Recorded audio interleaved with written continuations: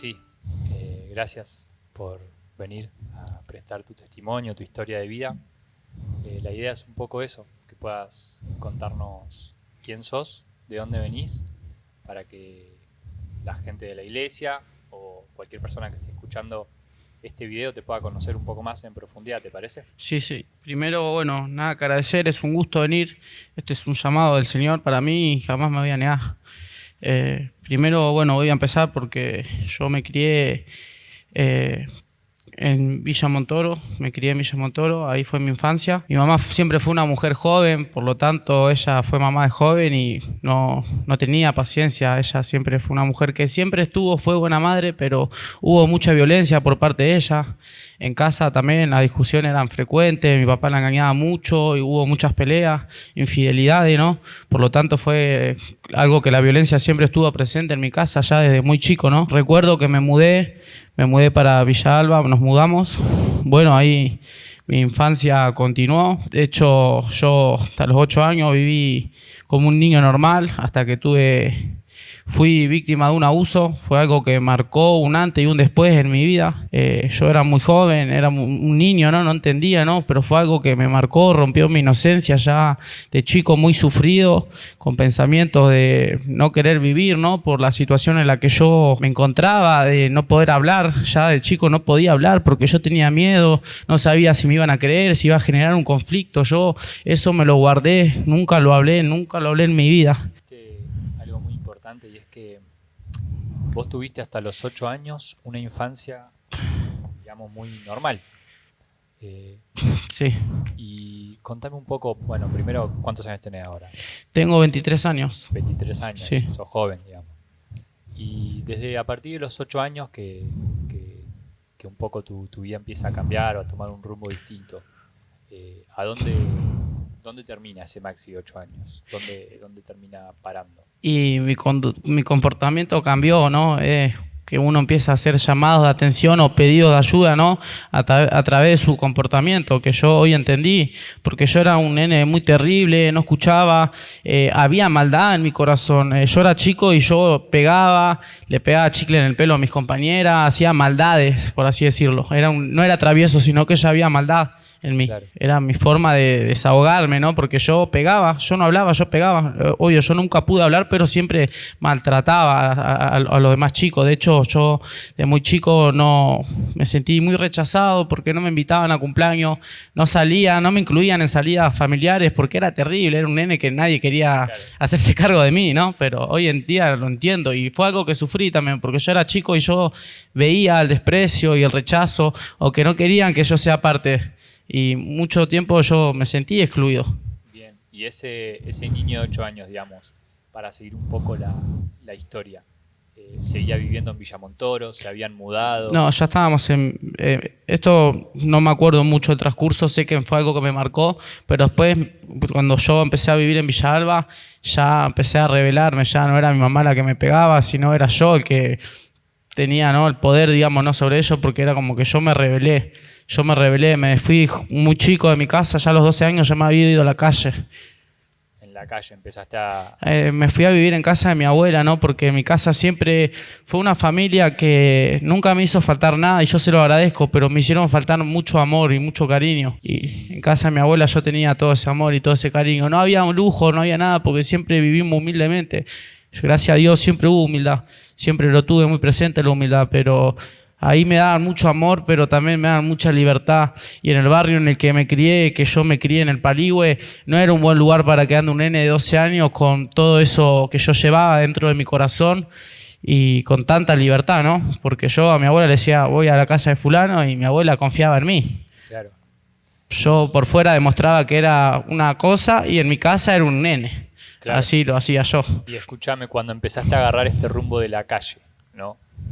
¿Empezaste a formar vínculos, todo el tiempo en la calle? ¿Cómo era? Yo iba a la escuela y yo empecé primero a escaparme de la escuela para ir a juntarme con personas que se rodeaban, ¿no?, en lo que era el centro, y eran todos chicos, ¿no?, que estaban más o menos con la misma situación en la que estaba yo, en la calle. Sí. Y yo ahí empecé a meterme de a poco en lo que eran peleas, siempre de muy chico me gustaba crear conflicto, me gustaba que me vean pelear, porque era como que me sentía poderoso, ¿no? Pero también era para hacerme ver con los demás, para ser parte, porque yo no me sentía parte, entonces era como que así agradaba, ¿no? A los demás. Y nada, de poco a poco empecé a dejar la escuela. Hasta que dejé la escuela me dijeron para laburar, laburé 2 días, no laburé más. ¿Y a qué edad fue eso? ¿Te acordás? A los 13 años, no duré ni un año en la escuela, dejé todo y agarré todo. Y yo de a poco me empecé metiendo en ese mundo con la delincuencia. Yo me acuerdo que era muy chico y nosotros cuando éramos jóvenes, ¿no? Lo que hacíamos era quitarle la plata a la gente que consumía, ¿no? Como ellos al no conocer venían y preguntaban, y esa fue de a poco como nos empezamos a meter en el mundo, hasta cada vez aprender a usar armas y hacer cada vez más cosas. Y yo ahí fue donde empecé a dar mis primeros pasos, digamos, en el mundo del mal, porque Satanás me lo ofrecía todo. Yo en esa esquina tenía droga, había armas, había ropa que en ese tiempo yo no consumía, me gustaba la ropa, la vestimenta, la plata, porque yo me gastaba en eso. Yo le robaba la plata a una persona que venía a consumir y iba y me compraba chisito, palito, twisto, 3D. Claro, las necesidades de un nene.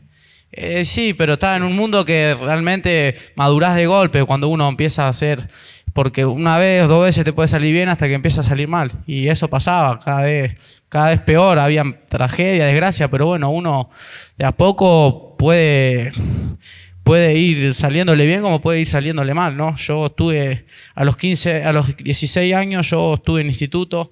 Me sacaron porque fue mi primera causa. ¿Te acordás cuál fue la causa? Sí, habíamos robado a una familia que vendían droga, nos metimos a la casa, hubo uso de armas. De hecho, fue una causa que quedó abierta también porque había un mayor. Y nada, después como éramos menores, pude salir, ¿no? Digamos, ¿no? La cumplió el mayor. Gracias a Dios, ¿no? Me habían dado arresto domiciliario. Yo en ese entonces había conocido a mi pareja, que yo, digamos que asenté cabeza cuando yo la conocí, porque era la mujer que a mí me movió el piso. Yo con ella tenía una conexión que no la tenía con cualquiera. Yo con ella hablaba y yo deposité mucho en ella. Éramos muy compañeros, pero yo también a la vez al estar en el mundo y al tener la edad que tenía, mi comportamiento era de un pibe inmaduro, ¿no? Yo no quería tener una familia, digamos, ¿no? Yo quería estar con ella y la amaba, todo, sí, pero aún así seguía teniendo tentaciones y obvio que no era una relación, por ahí hoy lo veo que no era una relación, digamos, sana, porque había mucha toxicidad, había violencia por parte de los dos, ¿no? Me apoyé mucho en ella porque yo sentía como el afecto de mi mamá que me faltó durante mi adolescencia. Mi papá y mi mamá en mi adolescencia no estuvieron directamente, ellos iban cuando yo caía detenido, iban a buscar a la comisaría y me dejaban en lo de mi abuela y se iban, ¿no? Yo los perdono igual por eso, ¿no? Porque hoy sí están y estuvieron mucho tiempo, ¿no? Pero en ese tiempo yo los necesité y buscaba figura paterna también en la calle, como la materna en lo que eran mujeres. Y yo cuando estaba con ella sentía que hablaba muchas cosas y sentía ese amor, claro.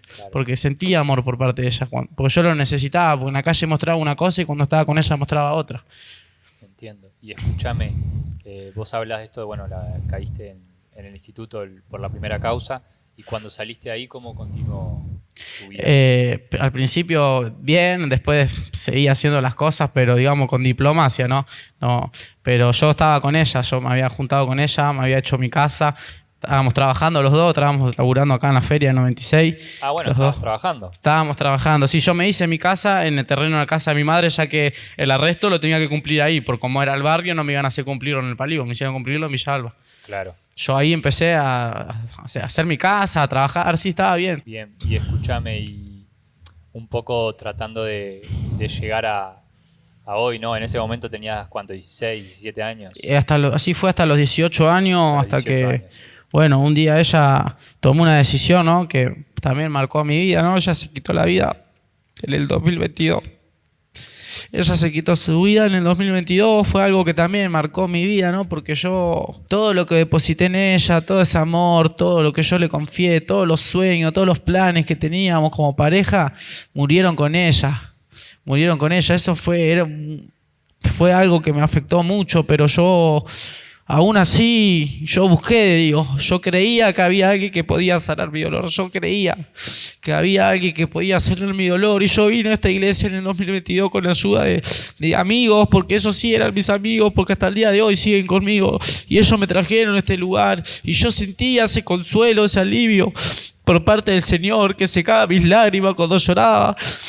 Pero lamentablemente el diablo siempre metía la cola, ¿no? Y yo estaba con lucha porque era muy reciente. Y un día, mirá qué loco que es, yo un día estaba, porque yo siempre me vestía bien para venir a este lugar, buscando ropa que no la encontraba. Encontré una camisa, me faltaba un pantalón y no la encontraba. Y le pregunté a mi mamá y no lo vio. Y ahí es como que me enojé porque llegaba la hora y dije, no voy nada, me fui.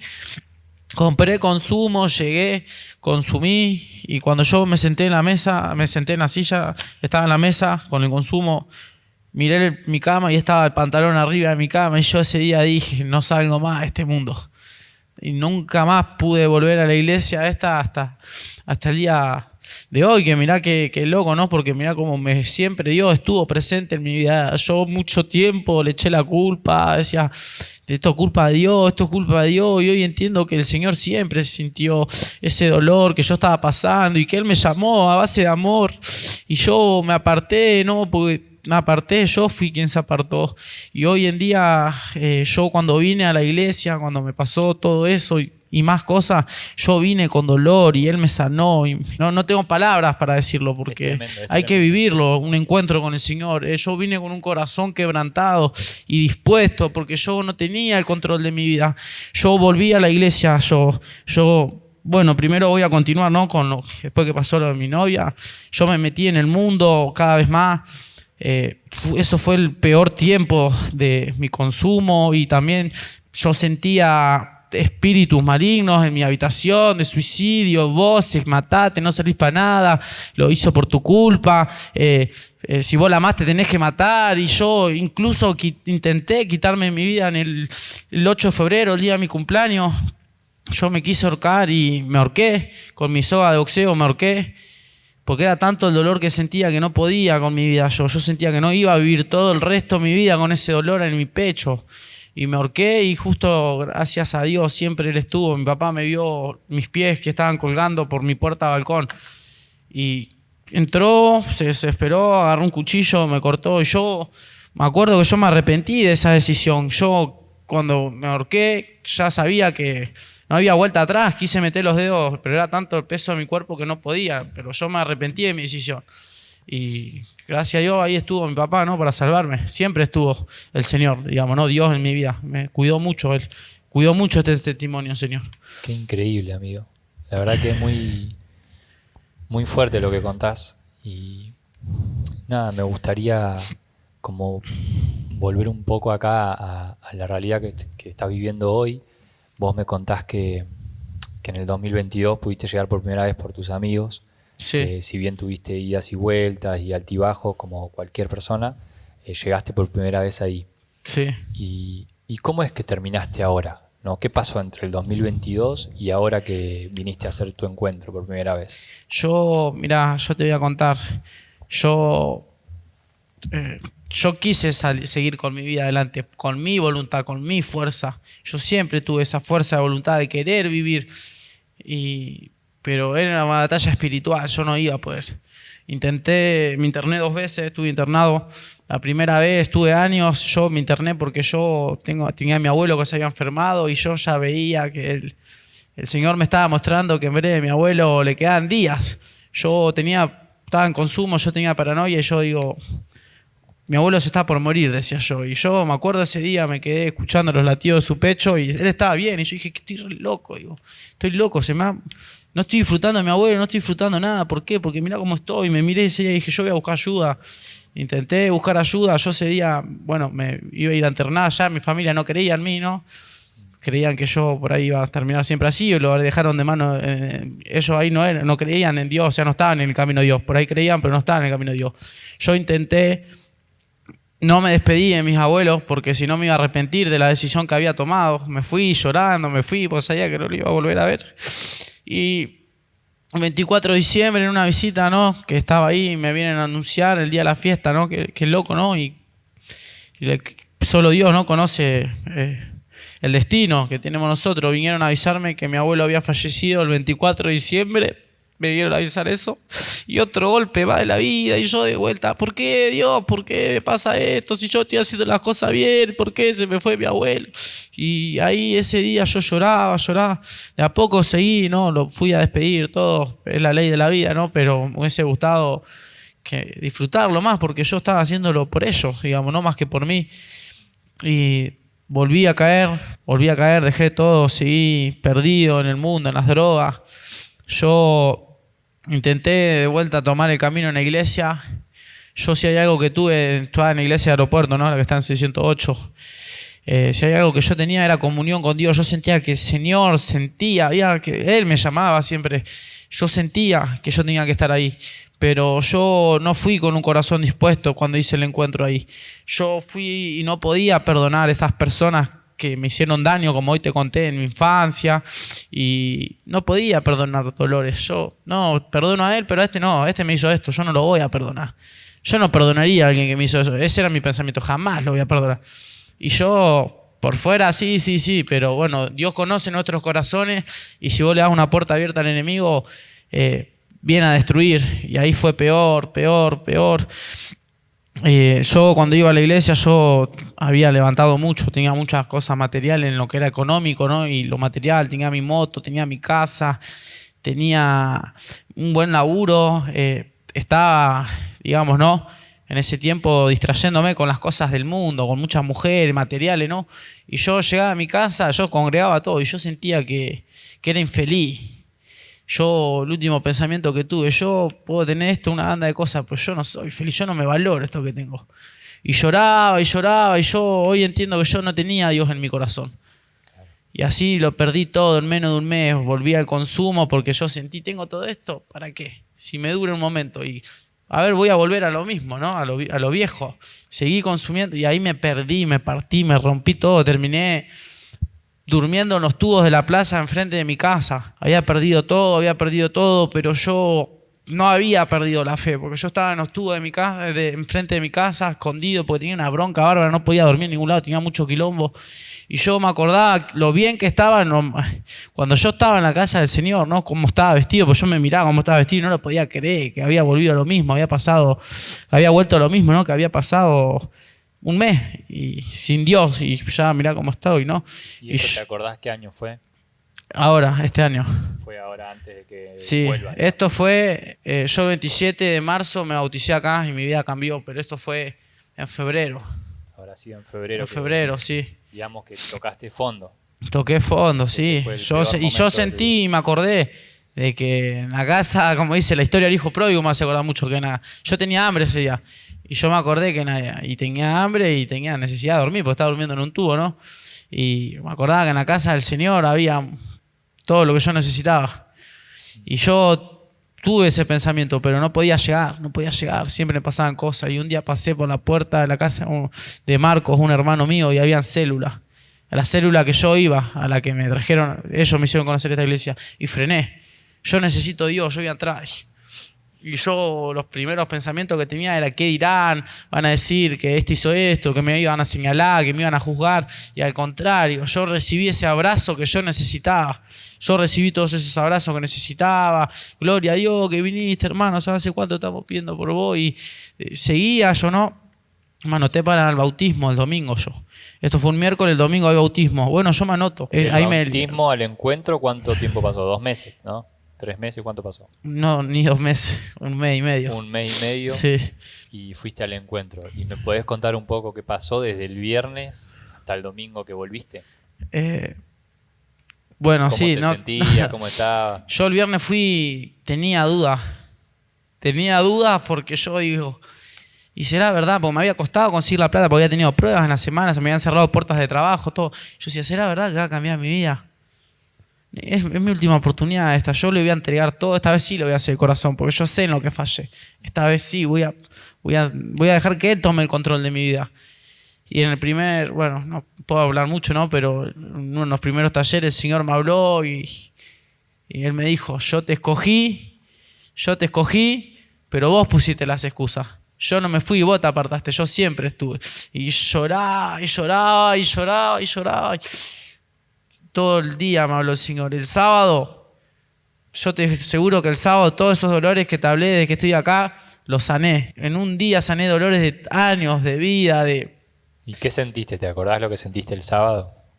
Y el sábado yo tenía que volver a esos momentos para perdonar y cosas y demás, ¿no? Y sentí el dolor, la angustia, pero yo no estaba solo, porque yo tenía a mi Dios que estaba ahí abrazándome, secando mis lágrimas, y Él entendía mi dolor.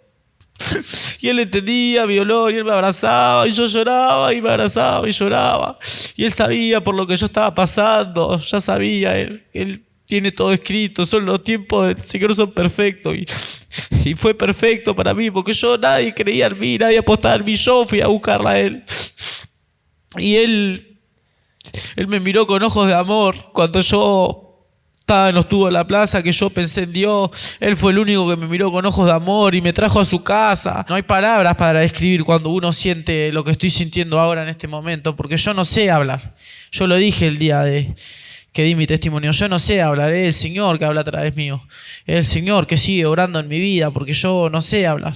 A mí me conmueve todo lo que contás y la transformación que el Espíritu Santo hizo en tu vida, ¿no? Desde el primer momento que estabas en los tubos hasta ahora, después del encuentro, que te vemos transformado, que te vemos con ganas de seguir adelante, de poder dar fruto y ser un instrumento de Él en sus manos, ¿no? Y me puse a pensar en eso, cómo lo que contaste al principio, Dios transformó a alguien que no podía hablar, a alguien que estaba callado, que lo habían enmudecido durante muchos años, en alguien que tiene una voz para hablar con autoridad porque las pasaste, ¿no? Es increíble, la verdad. Yo entendí que vos tenés que dejar que Él tome el control de tu vida. Yo con mi fuerza no pude y no podía. Yo se lo entregué a Él. Yo dejé todo en Él. Esta es mi vida, Señor. Yo cuando llegué al encuentro dije, bueno, pues acá estoy, acá vos me llamaste acá estoy. Tomá el control de mi vida, pero saname, yo te entrego todo, te cuento todo, voy a ser sincero, pero saname porque no quiero vivir todos los días de mi vida así, Señor. Hazme libre de una vez, Señor. Vos conocés mi corazón, vos conocés mis luchas, Señor. Y me hizo libre.